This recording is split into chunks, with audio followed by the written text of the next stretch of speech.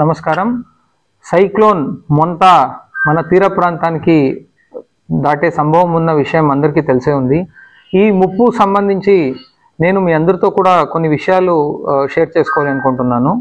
మనకు ఈ సైక్లోన్ వల్ల మనకు లోతట్టు ప్రాంతంలో కానీ, పాత ఇల్లులో కానీ, పెంకుటిల్లులో కానీ, పాకల్లో కానీ ఉన్నవాళ్ళు దయచేసి రిలీఫ్ సెంటర్స్కి రండి.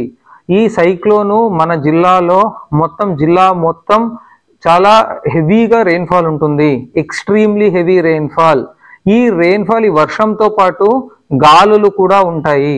తీవ్రంగా ఉన్న గాలులు ఈ వర్షం ఈ నేపథ్యంలో పెంకుటిల్లులున్నా, పాత ఇల్లులున్నా, పాకలున్నా, పూరిల్లులున్నా అవన్నీ కూడాను పిట్టగోడలంతా పడిపోయి ప్రజలు ఇబ్బందికి గురయ్యే ప్రమాదం ఉంది.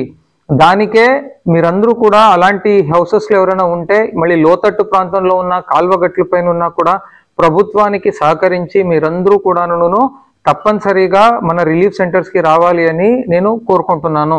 జిల్లాలో ఆల్రెడీ 188 రిలీఫ్ సెంటర్స్ని ఐడెంటిఫై చేయడం జరిగింది.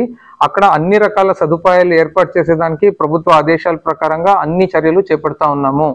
మళ్ళీ రెండోది, వేరే వాళ్ళు కూడాను రేపు మొత్తం మనకు అంటే 28వ తేదీ వర్షం చాలా ఎక్కువ ఉంటుంది, గాలులు కూడా ఎక్కువ ఉంటాయి. కనుక దయచేసి ప్లీజ్ స్టే ఇండోర్స్, అంటే ఇంటి లోపలే ఉండండి, అనవసరంగా బయటికి రావద్దు. మీరు ఇంటి లోపల ఉన్నంత వరకు సేఫ్.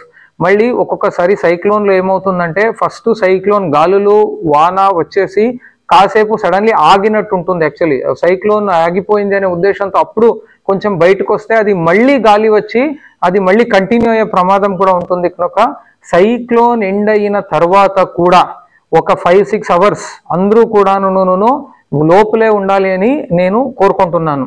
మళ్ళీ అందరూ కూడాను మీకు అవసరమైనంత ఎసెన్షియల్స్ అంటే ఫ్రూట్స్ ఉండొచ్చు, వెజిటేబుల్స్ ఉండొచ్చు, పాలు ఉండొచ్చు, పిల్లలు ఉంటే బేబీ ఫుడ్స్ ఉండొచ్చు, కొంతవరకు డ్రింకింగ్ వాటర్ ఉండొచ్చు, మళ్ళీ ఎసెన్షియల్ మెడిసిన్స్ ఏమైనా ఉంటే ఆ మెడిసిన్స్ ఇవన్నీ కూడాను కొంతవరకును స్టాక్ చేసి పెట్టుకోవడము మంచిది.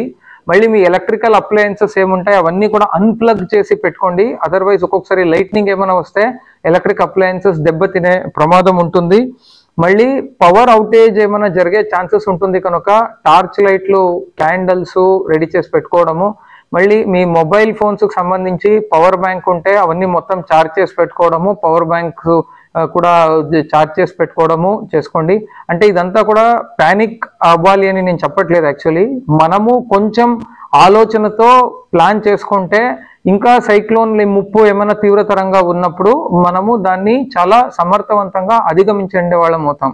దానికే దయచేసి ప్రజలు కూడా ఈ సూచనలన్నీ కూడా కృష్ణా జిల్లాలో ప్రజలు కూడా పాటిస్తారని కోరుకుంటున్నాను. ప్రభుత్వం ఎవరికి కూడా ఏ ప్రాణ నష్టం కూడా జరగకూడదు అనే ఉద్దేశంతో అనే నినాదంతో చాలా కష్టపడి పనిచేస్తుంది. సో మీ అందరి సహకారం ప్రభుత్వం కోరుతా ఉంది. Thank you.